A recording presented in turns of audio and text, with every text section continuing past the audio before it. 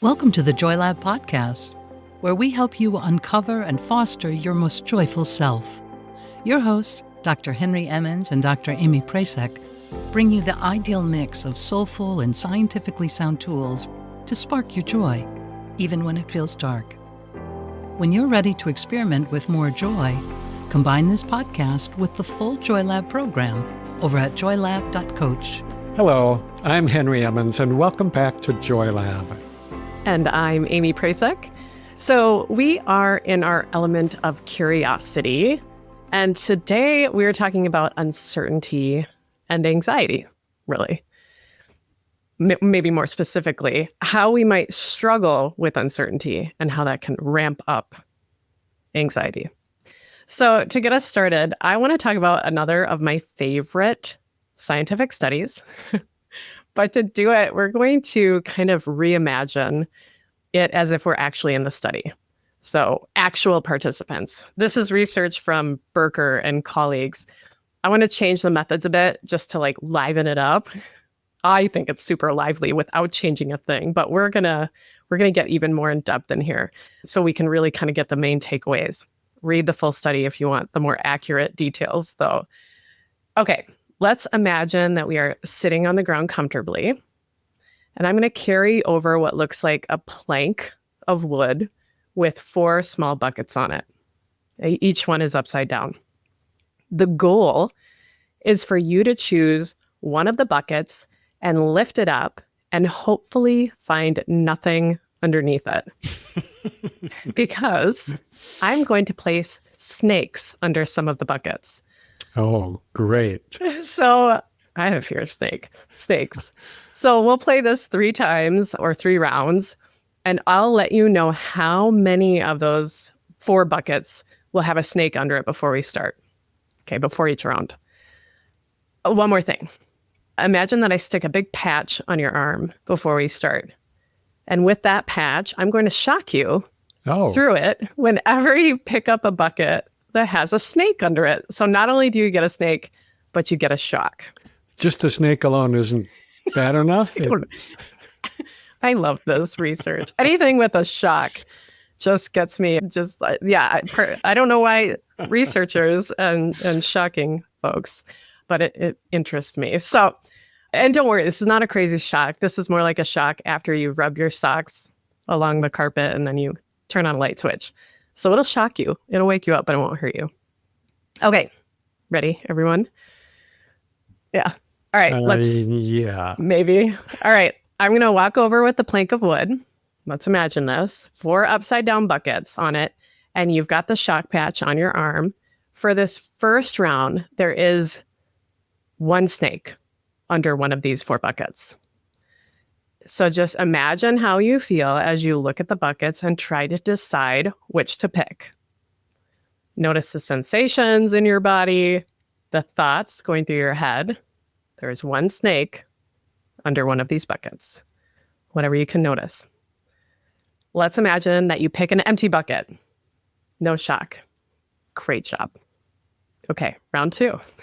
Shake it off. Okay, I'm going to reset the plank, and the 4 buckets are upside down again. Now this time there are 2 buckets with a snake under. So 2 of the 4 buckets have a snake under them. Imagine how you feel as you look at the buckets and try to decide which bucket to pick.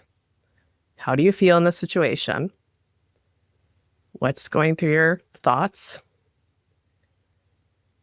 And then let's imagine that you pick an empty bucket. No snake, no shock. Shake it off. I don't want to freak anybody out. Let's just go with an empty bucket. All right, round 3. The 4 upside down buckets again are ready for you to choose from. Now, imagine 3 of the buckets have a snake under them. And just imagine how you feel as you look at the buckets and try to decide which to pick. How do you feel in that situation? What are you thinking? What thoughts come up? And you choose a bucket and there's no snake. Again, no shock. Shake it off. Okay, so I hope you were able to kind of get into this in your mind. Did you notice for you, which scenario did you feel was the most stressful? Henry, do you want to, just like as you were doing this? I thought the first one was the most stressful. And maybe because my first time imagining but yeah, I thought, That's a great come point. on, I gotta get it, gotta get it right. I love that.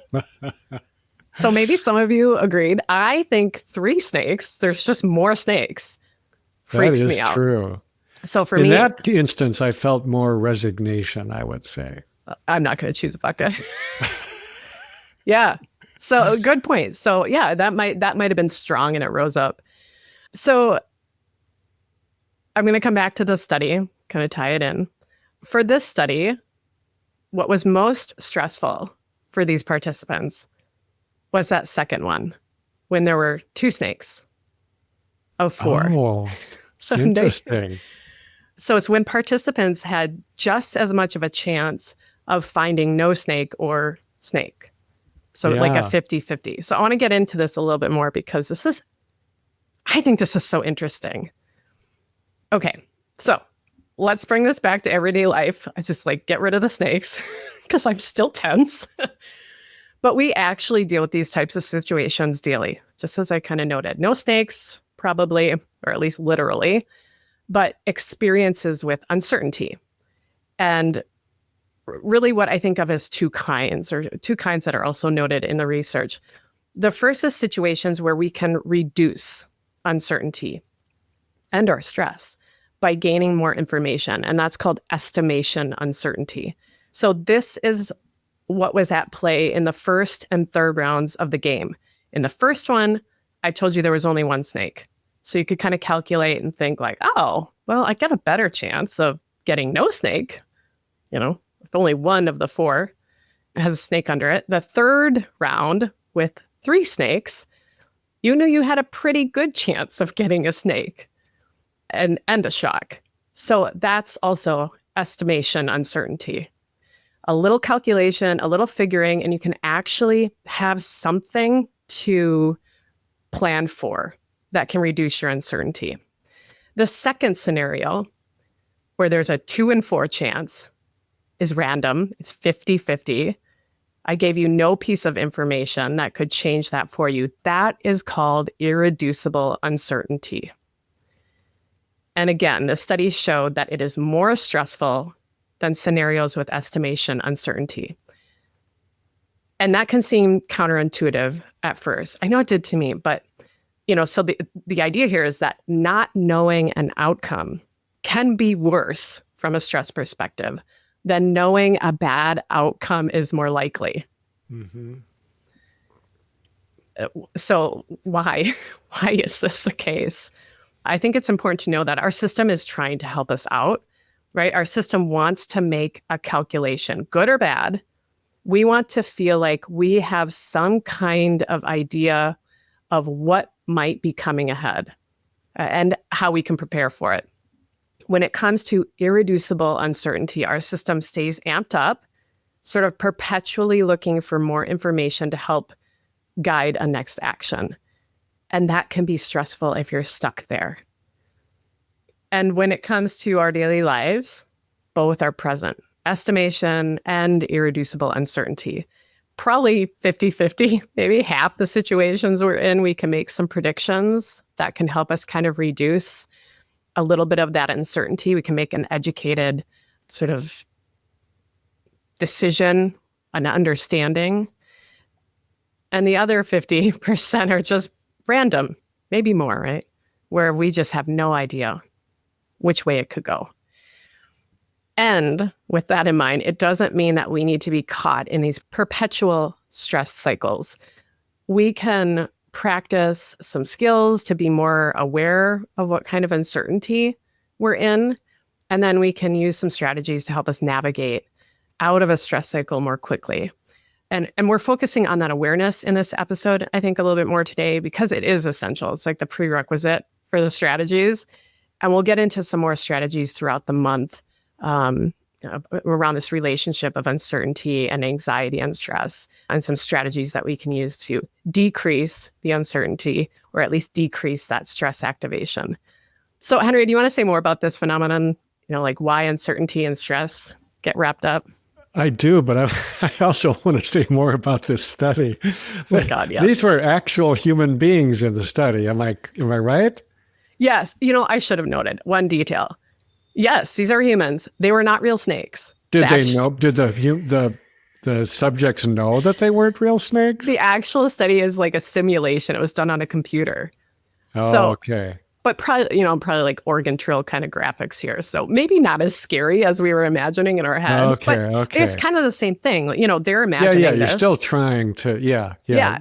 And it's so scary. They were doing it like us, except they had more visual detail to... Exactly. But they did have a shock pad on them. So the shock was real for them. Well, there's that. Which just cracks me up. I don't get it. But I love it. Okay. Well, yeah. So if I'm hearing this right, what they found is that it is more stressful not knowing when you have a 50-50 chance of uncovering a snake than it was if you had either a low chance or a high chance. Yes. Of finding a snake, right? Yeah. I think that's fascinating, actually. And what it brings to mind to me is a phenomenon called anticipatory anxiety, which everybody is familiar with because we've all experienced it. And that is this phenomenon where the most anxiety-provoking part of an experience is before it actually happens, waiting for something to happen. Yes. Oftentimes that is worse than when the thing you've been dreading actually does happen. Right. Yeah. Seems weird, but it's a very common phenomenon that I am sure we've all experienced at one time or another. Mm-hmm. So I kind of wonder if that's related to this experiment where it is the uncertainty before the event that's more stressful than the fearful event itself. Or maybe uncertainty is more stressful than being pretty certain even that something bad is about to happen. Right. Which again seems counterintuitive. Yes. So I really love the way you framed it, Amy, and I think that the researchers framed it in a similar way, that the stress of uncertainty is actually a good thing. It's adaptive because it activates our brain to do these really complex calculations in the moment. The brain is kind of working in the background to try to guide us to make the best possible choice in a series of bad choices. Yeah. So if I read this correctly, folks who are more sensitive to this type of stress actually learned better than those who were less sensitive to it, because they were that sensitivity, which does make you uncomfortable, but it also is very motivating, and it makes you more attentive to what's happening in the moment. Yeah. And as you know, Amy, I love this way of thinking about stress and anxiety, that they are meant to be adaptive, unless, of course, they go too far and just kind of ramps us up all the way out of control, beyond discomfort. Now, we've said this, I think, several times in previous podcasts, that stress itself is not a bad thing. Sometimes it's a very good thing up to a point. It is built in for a reason. And I think in this case that the study is looking at, it's a really good reason, because the choice we make with the information we have might just help us to survive, a series of bad options. Yeah. I'm remembering this hike I took in Arizona with a friend of mine. And before we started the hike, she said, just look out for stuff because everything in the desert can kill you. Which is a great way to start a hike.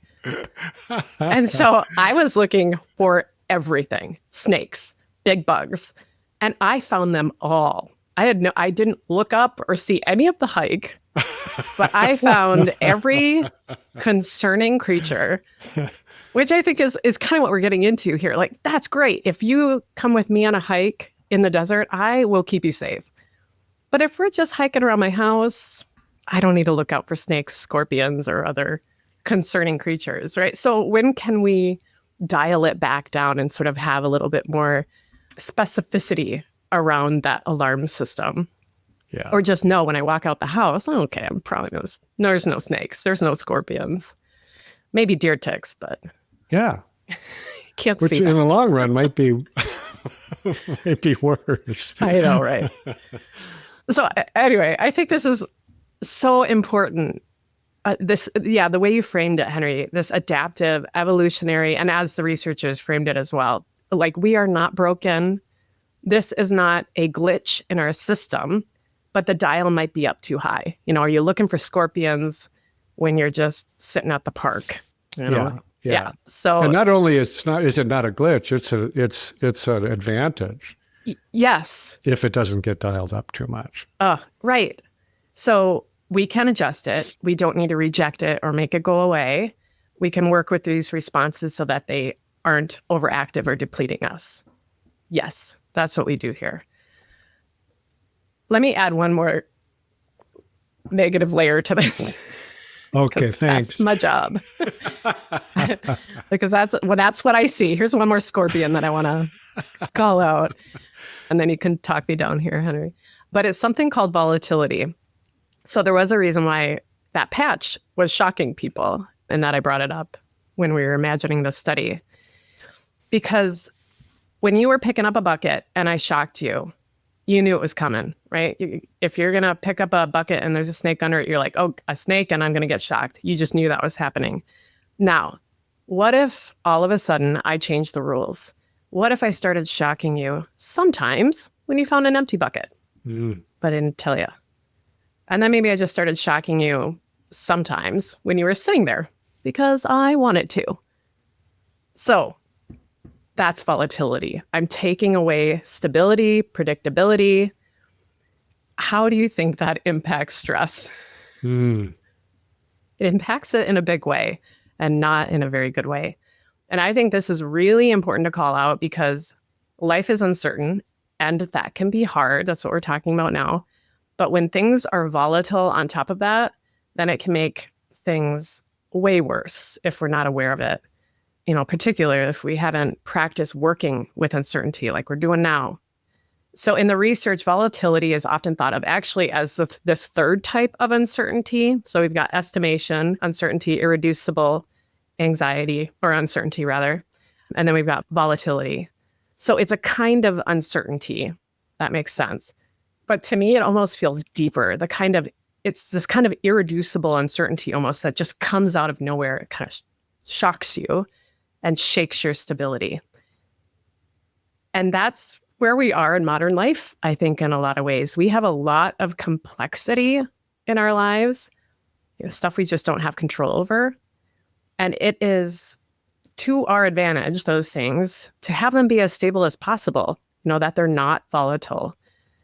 And that's just not always the case. Like take work, for example. There's lots of reasons why a business might close or we lose our jobs, stuff we can't control, but that we can kind of work with, whether it's estimation or irreducible uncertainty. We could kind of practice it. But imagine that maybe a brand new boss, and it's like the old boss's kid who's a real jerk and had nothing to do with the company yesterday, and he just comes in randomly, and then he fires a third of the people there, just off with their heads. No reasoning, nothing thoughtful, just so he can attend Firefest or something and not manage so many people. Like, it doesn't make any sense. It comes out of nowhere. That's volatility. And it can be really hard to navigate because it takes uncertainty up a level, right? It's just like another layer on top of our irreducible uncertainty or even our estimation uncertainty. So I think that's something we need to pay attention to and we can prepare for. We can practice the awareness and strategies, and we'll work on that as well. Do you want to say more there? I think what you're talking about now, Amy, is just so relevant to the time that we're living through right now. And I just hear this over and over from the clients who I see, as well as virtually everyone else I talk to, because we're seeing this kind of uncertainty and volatility play out in the big picture of world events. Yes. And I think it's just really challenging folks' resilience right now. Yeah. And the volatility you described, whether it's in the lab or the real world, it can have such strong consequences. I remember some of the famous old studies on lab rats. I'm sure you remember this. You're familiar with this, Amy, where they were given shocks that were random. And after some period of time, eventually they'd fall into a state that was called learned helplessness, where it just felt, to the researchers that they had kind of given up. There was nothing they could do to change whether or not they received a shock, and so they just sort of, gave up and closed down. And that was one of the early models for depression, where there are people who reach that point of feeling, what's the use? There's nothing I can do that changes things. So why bother to keep trying? I don't think that has held up as, the model for depression, but it is one way of thinking about it. And I just want to add that in humans living in the real world, it's not true that there's no use, that there's nothing I can do, but it might seem to be true. And that can have the same effect of kind of shutting us down as what, even if it were something that was more true. I think we have talked a little bit about kind of the learned helplessness research. We should do more of that, because what's so interesting is, we'll get into this in a later episode, but the learned optimism research kind of came out of that as well, and applications there, which these terrible studies that happen with these animals, this idea that, like you said, why bother? I think it's so interesting that thought was a bit of a seed for this new research with learned optimism, that we have something to say about this and we can move out of that state. Yeah. That it wasn't really, it wasn't the end of the story. Learned helplessness is not the end of the story. Yeah. Yeah. So why bother? That's the feeling. I get that. I think we've all been there, and probably even recently with being sort of bombarded by all of this volatility. And we can't change a lot of those things, perhaps, externally, but we have something to say about the feeling. Kind of long way of me talking about the learned optimism as well in here, and what we're doing right now with working on tolerating uncertainty, navigating it. So I'll quote some wisdom here from Voltaire, I think, to emphasize this. He wrote, "Uncertainty is an uncomfortable position, but certainty is an absurd one." Right? I love that. So, yeah, we can't know it all. We can't control it all. We can't be 100% certain. That's probably the only 3 things I know for sure in this life. And that's the first thing that we kind of need to start working with, being okay with those facts. We can't know it all. We can't control it all. Can't be 100% certain. And knowing that we can handle uncomfortable. It's okay to feel uncomfortable. Yeah. And when we continue to practice acceptance of uncertainty, then I think we're more able to approach the situation and determine what's going on when this kind of stress rises up. Like, is it estimation uncertainty? Is it irreducible uncertainty? Is it just volatility? Is it all? Is it everything at once? We can just start to notice what's happening and acknowledge that our system, when it's feeling stressed like this, is just trying to help us get a bit more clear on what to do next. Yeah. I think it's worth pointing out, too, that this research is what they're looking at is something that is automatic. It's like a built-in reflex. Yeah. So it's, in other words, you might think of it as being hardwired. And when that's the case, it is there for a reason. It's for some good reason, because evolution has put it there. It makes the person more likely to survive. Yeah. So it's part of our biology, but we are not our biology. Mm-hmm. We are to an extent, but we're not only our biology. Yeah. We don't want to suppress these natural built-in mechanisms, but we also don't want them to run our lives. They're there they have their purpose, but they're not there to make the big decisions, let's say. That's where consciousness comes in.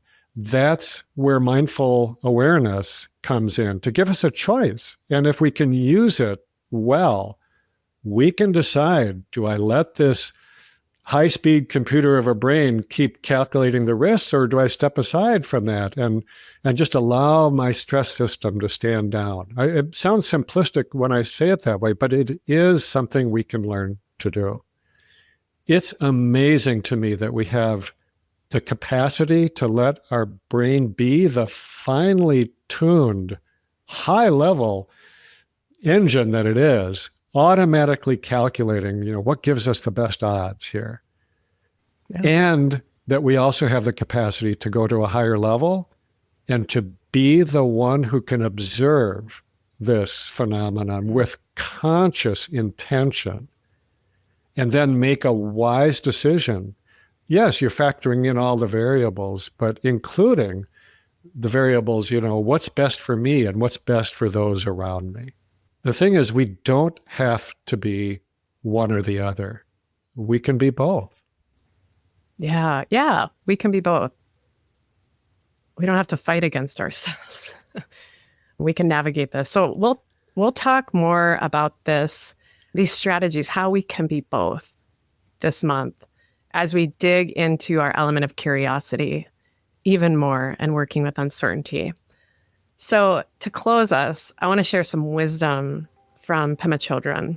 I think it offers a bit of motivation, positive motivation here, and some comfort to do this work. Here's what she wrote. To be fully alive, fully human, and completely awake is to be continually thrown out of the nest. To live fully is to be always in no man's land. To experience each moment as completely new and fresh. To live is to be willing to die over and over again. Thank you for listening to the Joy Lab podcast. If you enjoyed today's show, visit joylab.coach to learn more about the full Joy Lab program. Be sure to rate and review us wherever you listen to your favorite podcasts. Please remember that this content is for informational and educational purposes only. It is not intended to provide medical advice and is not a replacement for advice and treatment from a medical professional. Please consult your doctor or other qualified health professional before beginning any diet change, supplement, or lifestyle program. Please see our terms for more information.